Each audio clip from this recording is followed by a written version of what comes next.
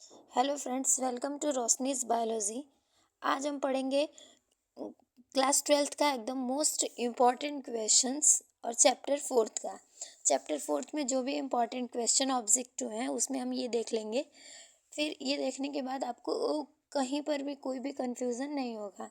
देखिए, first question क्या है कि यक्ष संलग्न जीन पाई जाती है। यक्ष संलग्न जीन कहाँ पाई जाती है? फर्स्ट है आपका ऑप्शन वाई गुणसूत्र के विषम जात पर, यक्स गुणसूत्र के विषम जात पर और यक्स वाई गुणसूत्र के समजात पे। तो आपका आंसर क्या हो जाएगा? यक्स गुणसूत्र के विषम जात पर पाई जाती है। अब देखिए, लक्षण जिनके जिन्स यक्स गुणसूत्रों पर होते हैं, लक्षण जिनके जिन्स यक्स गुणसूत्रों पर होते हैं कहलाते हैं। तो यक्स गुणसूत्र क्या होता है? हमारा लिंग गुणसूत्र होता है और लिंग गुणसूत्र किसी पर है तो उसे कहेंगे लिंग संलग्न। ये हो जाएगा आपका सही आंसर। कलर चेंज कर लेती हूँ। फिर देखिए, मनुष्य में वर्णांधता का जीन स्थित होता है। वर्णांधता आप लोग पीछे पढ़ चुके होंगे, चैप्टर अगर पढ़ने के बाद ही ये कर रहे होंगे। तो वर्णांधता क्या होता है, जिसे हम कहते हैं कलर ब्लाइंडनेस। तो कलर ब्लाइंडनेस में जीन का स्थित होता है कहाँ? एक्स क्रोमोसोम पर स्थित होता है। अब देखिए, फोर्थ इज क्या है कि अपूर्ण प्रभाविता पाई जाती है। एकदम कॉमन सा रिपीटेड क्वेश्चन है कि अपूर्ण प्रभाविता क्या होती है? जो एक दूसरे को प्रभावी न कर पाए, इसे कहते हैं अपूर्ण प्रभाविता। और ये किस प्लांट में होती है? तो मिराबिलिस जलापा नाम का एक पौधा होता है, इस प्लांट में होती है। निम्न में से कौन सा रुधिर सर्वदाता होता है? सार्वत्रिक दाता, वही जो सबको दे सकता है। तो आपका हो जाएगा आंसर ओ जो होता है वो सर्वदाता। ओ रुधिर वर्ग वाले व्यक्तियों में होता है। ओ रुधिर वाले व्यक्ति इसके पीछे वाले आप लेक्चर को देखेंगे तो उसमें मैं आपको बताई हूँ ब्लड ग्रुप के बारे में कि ए बी और ओ 4 प्रकार के ब्लड ग्रुप होते हैं और किस में एंटीजन होता है, किस में एंटीबॉडी होता है। तो वहाँ पे मैंने आपको बताया कि ओ क्या होता है। ओ के ऊपर कोई भी एंटीजन नहीं होता है, ये टकला होता है। तो ओ क्या होता है, टकला नहीं बोलते हैं, मतलब एज अ ट्रिक के लिए आपको मैं बता रही हूँ। ये क्या होता है, ये इसमें भी कोई भी एंटीजन नहीं होता। और ब्लड ग्रुप से क्वेश्चन आप में आना ही आना है क्लास 12th में। अब देखिए, डाउन सिंड्रोम या मंगोली जड़ता किसे कहते हैं? डाउन सिंड्रोम में क्या हो जाता है? डाउन सिंड्रोम में जो वो हमारे बॉडी में कितने गुणसूत्र पाए जाते हैं? अगर गुणसूत्र देखें तो हमारे बॉडी में, अगर गुणसूत्र देखेंगे तो हमारे बॉडी में 23 जोड़ी गुणसूत्र होते हैं। 23 जोड़ी मतलब कितने गुणसूत्र? 46 गुणसूत्र हो जाएंगे। तो उस 23 जोड़ी में से जो 22 जोड़ी होते हैं ये ऑटोसोमल होते हैं, जो भी हमारे कायिक कोशिका होती हैं वो बनाते हैं। और जो एक जोड़ी गुणसूत्र होते हैं ये क्या होते हैं? ये सेक्स सेल्स होते हैं, ये सेक्स क्रोमोसोम होते हैं। ये क्या करते हैं? ये XX हो जाएगा या फिर XY हो जाएगा।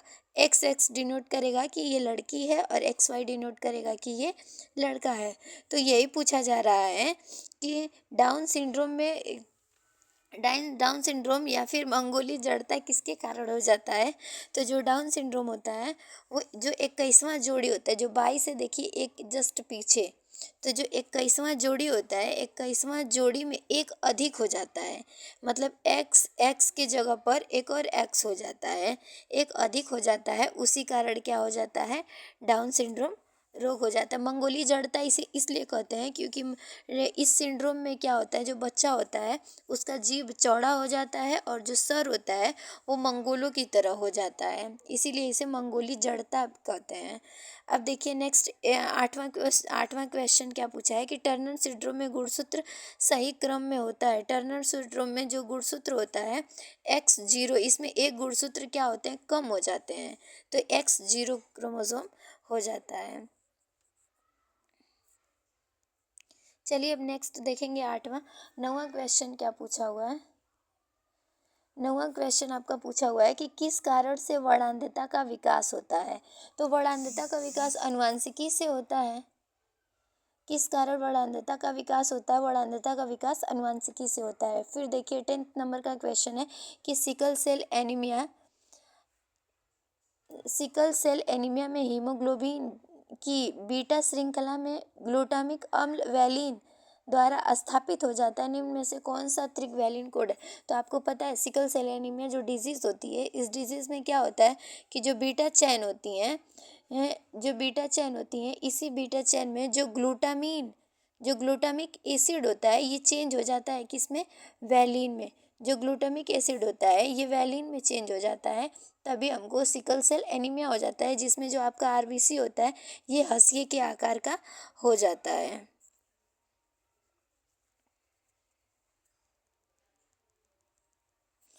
अब देखिए कहाँ गया, हाँ 11th नंबर का क्वेश्चन क्या है कि प्रभाविकता तथा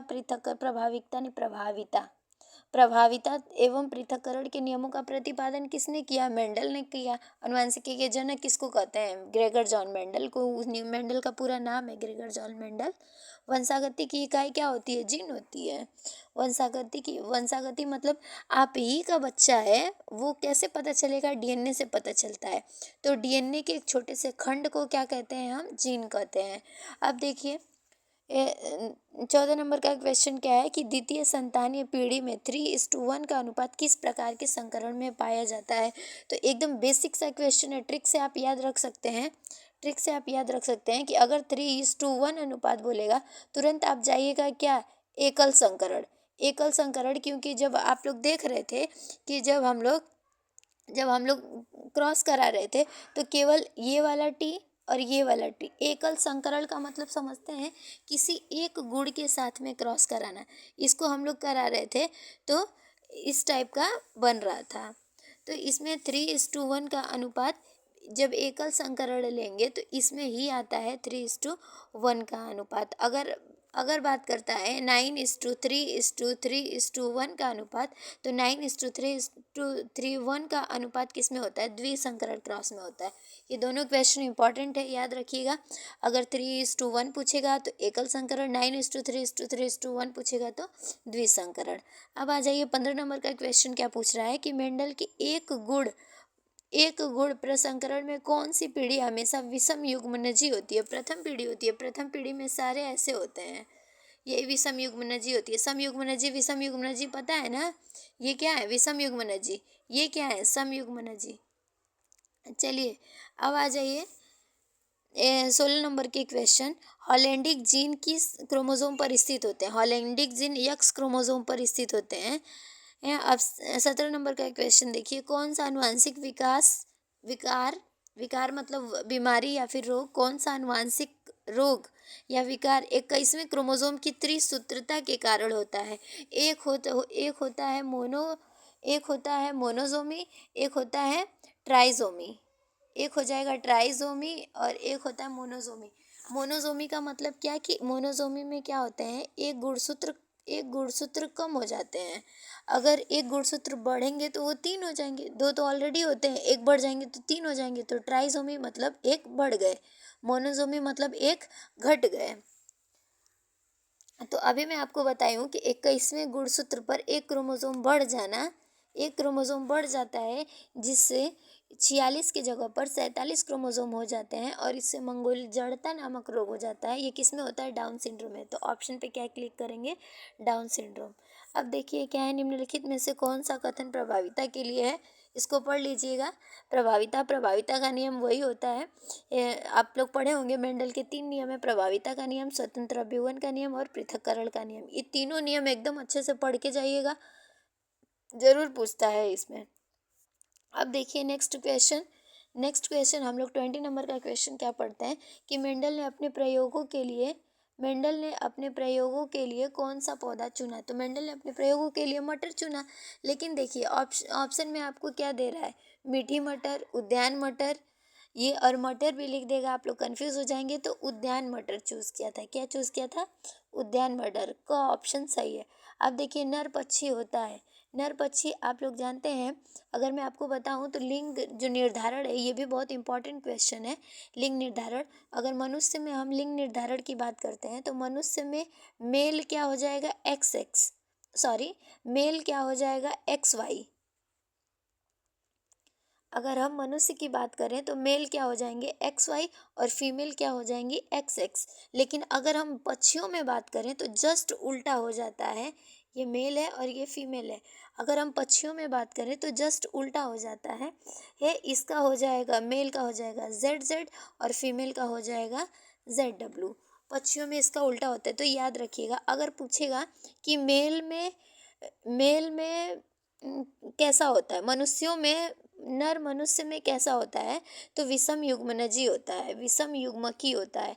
अगर पूछेगा कि पक्षियों में नर कैसा होता है, तो सम युग्मकी होता है। ये इंपॉर्टेंट है, याद रखिएगा। और जो चीज़ थोड़ी सी चेंज होती है वही एग्जामिनर पूछता है आपसे। तो देखिए यहाँ क्या पूछा है कि नर पक्षी क्या होता है। तो नर पक्षी अभी हम बताएं कि मनुष्य का उल्टा पक्षी में होता है। तो नर, अगर मनुष्य की बात करेंगे तो मनुष्य में नर कैसे होते हैं, XY होते हैं। और पक्षियों में कैसे हो जाएंगे, पक्षियों में जड़ हो जाएगा, समयुग्मकी। तो क्या आप लोग बोलेंगे कि समयुग्मकी होते हैं। अब देखिए मंगोली जड़ता किसकी, मंगोली जड़ता डाउन सिंड्रोम के कारण। डाउन सिंड्रोम किस में होता है, 21वें गुणसूत्र में एकाधिसूत्रता, मतलब एक अधिक होने से होता है। तो कौन सा ऑप्शन सही है, ऑप्शन नंबर घ। अब देखिए मेंडल के एकल संकरण आ रहा है, तुरंत मारिए 3:1। एकल संकर में 3:1, अगर द्विसंकर 9:3:1। अब देखिए गुणसूत्री विकार का उदाहरण दीजिए। गुणसूत्री विकार का उदाहरण वडांधता नहीं, हिमोफीलिया नहीं है, और फेनिलक्यूटोनुरिया नहीं, टर्नर सिंड्रोम यही तीन होते हैं। कौन कौन से थे, डाउन सिंड्रोम, टर्नर सिंड्रोम, क्लाइनफिल्टर, ये तीनों ही क्या होते हैं, गुणसूत्रीय विकार पर होते हैं। तो को ऑप्शन इज करेक्ट है।